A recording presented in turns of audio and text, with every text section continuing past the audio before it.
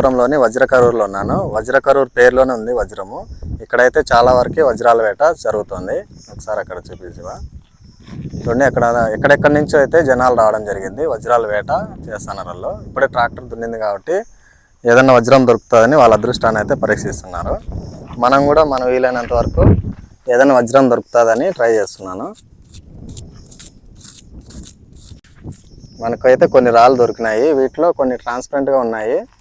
ట్రాన్స్పరెంట్గా ఉన్న అది వజ్రము లేకంటే మామూలు రాయి అనేది మనకు తెలియదు అనమాట. వీటిలో కూడా కొన్ని కలర్ రాళ్ళు ఉంటాయి. మనమైతే 100% ఇది వజ్రం అని చెప్పలేము. దీన్ని ల్యాబ్ తీసుకెళ్ళి చెక్ చేసిన తర్వాతనే ఇది రాయ వజ్రం అనేది తెలుస్తుంది. రాయలసీమ అంటేనే రతనాల సీమ. అలాంటి రతనాల సీమలోనే మనకు వజ్రాలు దొరుకుతాయి అన్నమాట ఎక్కువగా.